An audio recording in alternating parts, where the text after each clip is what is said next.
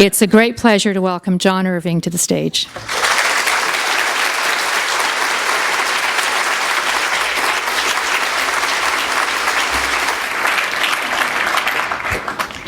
So great. Are our mics on? This is a question we always have to ask at the beginning. Can everybody hear? Yes? Me too. Can you hear? I thought we might start with the title, In One Person, which is a great title and comes from Shakespeare. Can you talk about that? Well, that phrase you said, crushes on the wrong people, that would have served as a title for this novel had I not known Richard II and that line, the doomed king says, Act 5, Scene 5, thus play I in one person many people and none contented. That seemed to me to suit not just Billy Abbott, the bisexual narrator and main character of this novel, but it seemed to suit some of his friends and acquaintances along the way.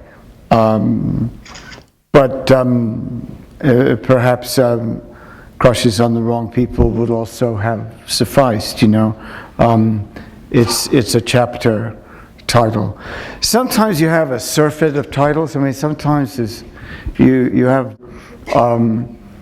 the Cider House Rules could easily have been called The Boy Who Belonged to St. Cloud's, which ended up being the title of the first chapter, but which was the working title for that book for many years. And other times, you just don't ever like the one you get. I hated the title, The World According to Garp. I still don't like it. I always imagined that it was just a working title and that there would be a better title for that novel and a less stupid name for that main character.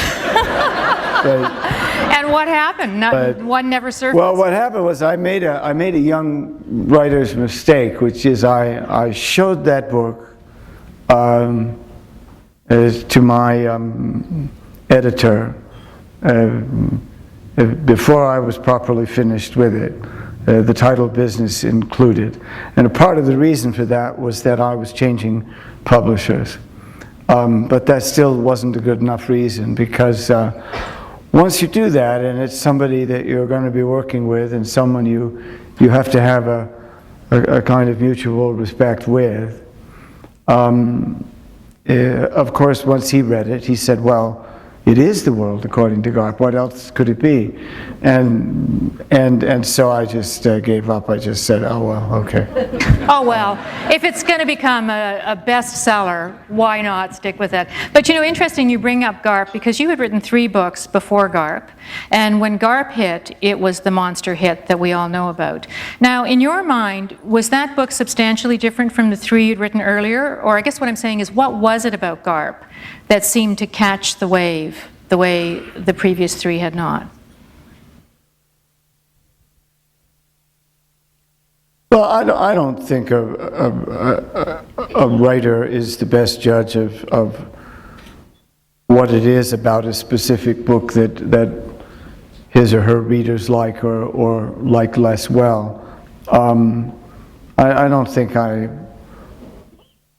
really know altogether why that happened. It's easy with hindsight to see that there are many elements in the world according to Garp which I was already writing about in those first 3 novels. It's easy to say, as the tailor who makes the suit, that it is a better made version of those first 3 novels too. It's simply better constructed. But it's also, I think, obvious over time. It is the first political novel of those first 4 novels, and one of only 4 political novels, what I would call political novels, of the 13. The World According to Garp being, in my judgment, political. Certainly, The Cider House Rules, A Prayer for Owen Meany, and this book in one person. And without making a big to-do of it, I would simply say that these are novels that take sides. They take a side of an issue. They take the feminist side in The World According to Garp. They take the abortion rights side in the Cider House Rules. They pick a side and they become an advocate. They are polemical novels. And it's no surprise to me that in the case of each of the four, they have had both, as I would expect, my best reviews and my worst. And it is strictly because you can't pick a side or be an advocate of something. You can't be polemical and write a novel and not make some people very happy and piss other people off. That's just understandable. So political books, obviously, I think you need a push to write them. I mean, something must say to you, I want to write this story.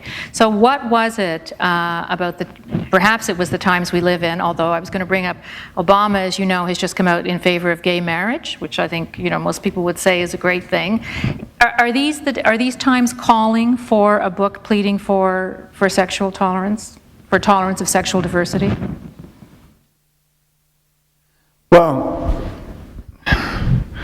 I think as a writer, I'm the last person who could take credit or be blamed for being either timely or out of date. Since my novels usually sit around so long waiting to be written for a considerable number of years before I choose them as the next book I'm going to write. In the case of In One Person, I didn't begin to write this novel until June of 2009, but it had already existed pretty much fully formed as a novel I was going to write for as many as 6, almost 7 years before that. So looking back to when this was a fully formed idea, all was a story about a bisexual boy who falls in love with an older woman who he doesn't know is a transgender woman, and waiting for him, like a bookend at the end of this novel, is a young boy who doesn't want to have been born a boy, a young boy who is a transgender in progress, who's in progress toward becoming a young woman. That was always the story. And when I know what the end of a novel is, I know most of the rest of it. And frankly, 10, 12 years ago, this novel didn't look that timely then. The only thing that makes In One Person timely now are the dinosaurs who continue to resist and stand in opposition to sexual equality issues. It's not me that makes this novel look timely. It's the idiots in my country's Republican Party and others that, and so it's those people who, if this is timely. When I first thought of this novel, I thought, oh no, not again. I thought you were done with this, and I did think I was done with this. The World According to Garp is also a novel about our intolerance of sexual differences. It's a much more political novel, a much more radical novel, a much more satirical novel than In One Person, which is, in comparison, much more realistic as a novel, but it's the same damn subject. It's about people who hate one another for their sexual differences. And I was naive enough in 1978 when I finished The World According to Garp that I actually imagined that this novel would soon look like a historical relic. I imagined that those kind of intolerances would soon disappear. I had no such illusion about abortion rights. When I finished the Cider House Rules in 1985, in no way did I think the acceptance of abortion rights was going to get easier, or that the people who were entrenched in their opposition to those rights were ever going to go away. But I did imagine that we would overall become more sexually tolerant than we were in the 70s. Well, we are a little, but it's obviously not enough, you know. You also have a gay son, Everett, who's here with us tonight, came from New York, sitting in the front row, handsome young man right here, with his boyfriend Patrick. And the reason I bring this up is, although I know the book was formed in your mind years and years ago, did the fact that you have a gay son propel you to maybe choose that book over another one that might have been percolating in your mind? Did you feel a sense of urgency about writing the book that obviously would have been close to your heart? Well, that's a good question, but although I did feel a sense of urgency, or I keenly wished that this book could be the one I wrote next, as opposed to one of the other 2 or 3 books that was sitting, waiting to be the next one. In the station, you say they are, right? Well, I see them as kind of, they are fully formed ideas. I know what the whole things are. I know what they are. And some of them have been sitting there for 20 years. Others maybe only 10. Well, the truth was, I could do nothing to make this be the next one, because the way I need to work, it seems, is that the next novel among those boxcars uncoupled in a station, the next one will be the one where I feel the most certain about the ending. It has little bearing to do with all the other things that I might want to write it for. Even someone who means as much to me as Everett. I don't feel secure about choosing that novel until I know verbatim how it ends.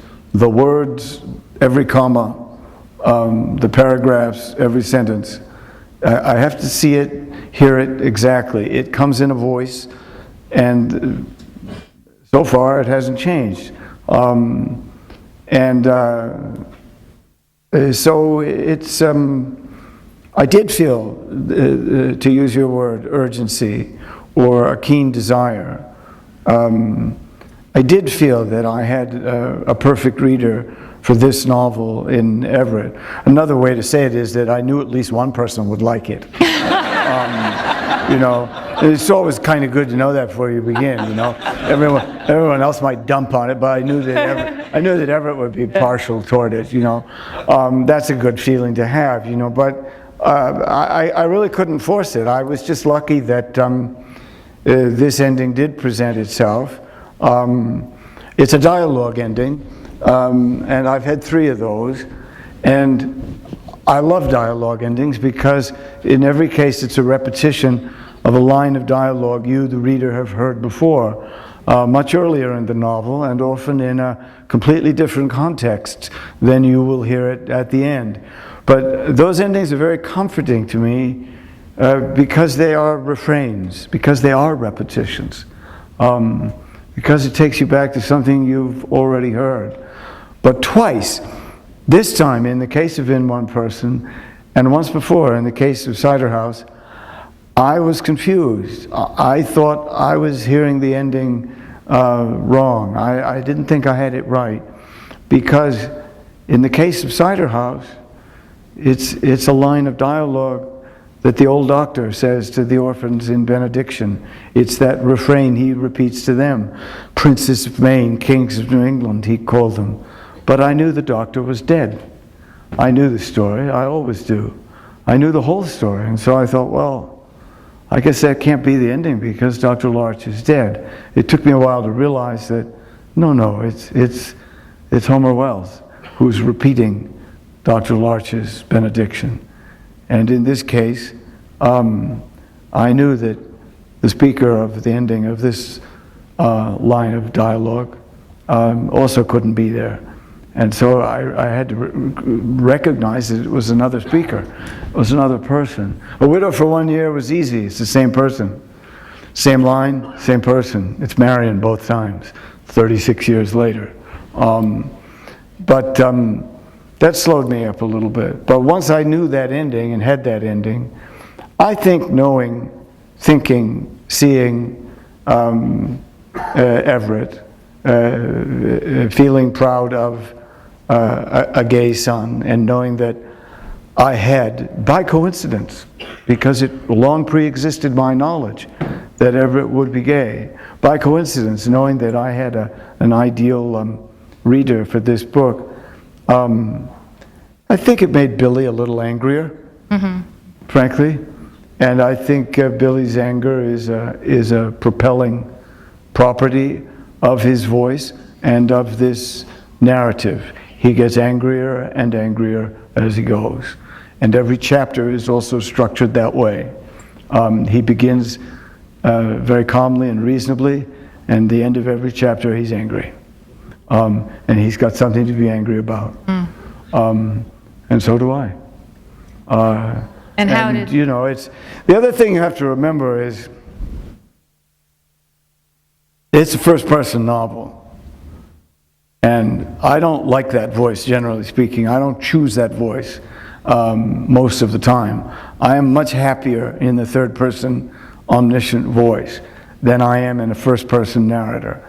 I feel constrained by that voice, and as someone whose novels are longer than most other people's novels, you have to recognize about a first-person narrator that any story you tell in that voice is going to be longer than the same story in the third person, because you have to account for how that narrator knows what he or she knows. There's more explanation, there's more exposition, it's slower. So I don't like it for that reason alone. I resist it. But it's no surprise. I mean, in every book where I've yielded to it and said, well, this has to be a first-person narrator, think about it. Every time, it's a sexually forbidden subject. Every time, it's a sexually taboo story. The 158-pound marriage is about wife swapping. The Hotel New Hampshire is about a boy who's incestuously in love with his older sister. He will have sex with her. A Prayer for Old Meany, the narrator, Johnny Wheelwright, is called behind his back, not once, not twice, but 3 times, a non-practicing homosexual. He is arguably in love with Owen Meany. He loves Owen Meany a little bit more than he loves him as a best friend, though he is so in the closet, he will never say so or ever admit it to himself. And here is Billy Abbott, who is bisexual and who is made to suffer a little bit for his sexual minority as a young man. And once he comes to terms with it and knows who he is, he will suffer no fool gladly again. So in each case, you see, it isn't someone who's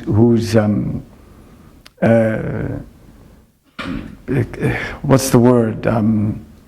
Constrained to tell a story. It's someone who's kind of compelled to tell a story because they're talking about something that was laid on them as wrong, right? And they've had to spit it out, so to speak. And you know, it's It's never my first choice, but the funny thing is that once I am in that voice, every novel I've written in that voice has been much more quickly forthcoming in the writing than any third-person novel ever is. The third-person voice, it's harder because you always have to ask yourself who you're supposed to be. This detached, telescopic, all-seeing, omniscient narrator. Who the hell are you? And is it ever appropriate for you to use this or that four-letter word? Whereas if you're a narrator, if you're a first-person narrator, you're one of the actors in the play. You are also on stage. You're just another player. And it's very easy to know how that narrator sounds because you know who his character is. Just as I know Johnny Wheelwright is repressed and is keeping things to himself, I know Billy Abbott isn't, right? And in that sense, it's very easy because you're an actor. So can I ask Everett, did Dad do a good job? Pretty good book? I'm assuming he was an early reader. Did you give him the book to not vet, but did you give him a book to get a sense of how he'd feel? Well, I thought he was a pretty early reader. He was always someone who stayed up late, always. Okay, let me ask you about some of the other... I didn't ask him what he was doing. I just thought maybe he was reading. Oh, I'm sure he was. I'm sure it involved books or magazines. Yes, exactly. I wanted to ask you about some of the other things you've written, and also about this book is, although obviously it's about sexual tolerance and it's a plea for sexual tolerance, it's also about a love of literature and a love of books. Billy Abbott, as a young boy, goes to the library, and since we're celebrating libraries, we can talk about that, goes to the library and discovers he's given by the librarian, Miss Frost, who he later falls madly in love with, but I believe is a Great Expectation she gives him, or what's the first book she gives him? It's a Dickens novel, isn't it? And it changes his life. I mean, it makes him think that there's a world out there he didn't know anything about. Well, those 19th century novels certainly changed my life. Those were the ones that made me want to be a writer, if I could be a writer of that kind or in that way. Miss Frost doesn't begin with Dickens for Billy. She sort of makes him work up to Dickens, so to speak, as she would put it. She starts him out with what she considers more beginner fare, Fielding and the Bronte sisters. She begins with them, and then she kind of ups the ante, so that when he confesses to her, at first a little vaguely, that his interest in finding something to read is to find stories that are about people who have crushes on the wrong people. He doesn't exactly come out and tell her which wrong people he has in mind, or which wrong people he has crushes on.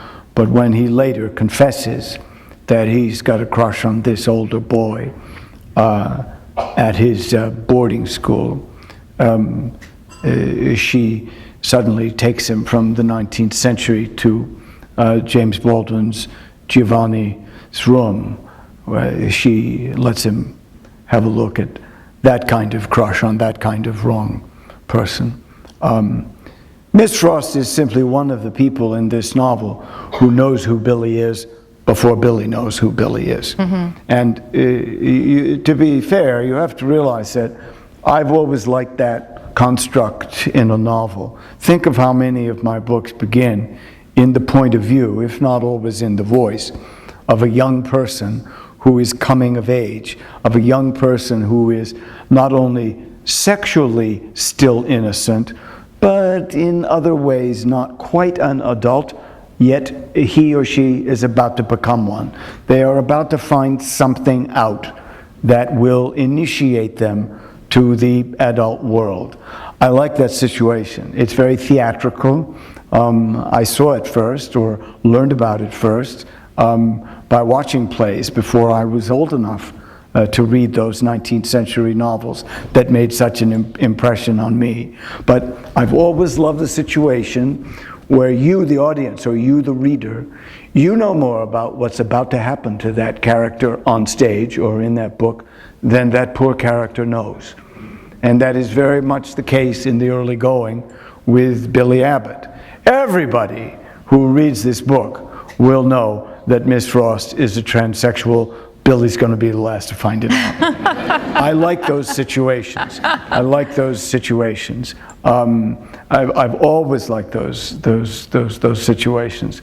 And I got it from the theater. You know, you could be a 12-year-old with a less than partial understanding of Shakespeare's language. Maybe you're picking up only a third of the actual language, but you could be a 12-year-old, your first time in the audience of King Lear, and you know the story. You figure it out. Act 1, Scene 1. King Lear is a fool. He's an idiot. Everyone in the audience knows what he doesn't know. Everyone in the audience, even a 12-year-old knows. Cordelia is the daughter who loves you, you moron. And Regan and Goneril are bitches. They don't. There isn't a person in the audience who doesn't know that. And Lear's going to have to go through 5 acts to figure it out, you know? But that's the story. That's the story. And that's why you love it. Why then would you care about this old fool? Why do you care about him? Because he's going to figure it out. And he's going to figure it out at a horrible time. He's going to learn that Cordelia loves him just before he gets to see her die. She dies before he does. Just before. That's why you care. Right? And that's set up too. It's called a plot. And guess what? I mean, there was plot in Shakespeare. There was plot in Sophocles. Centuries before anybody wrote a novel. I didn't get plot from the 19th century novel. Plot is the engine that drives my stories. And plot is principally what I loved about those 19th century novels. Aha, here's this again.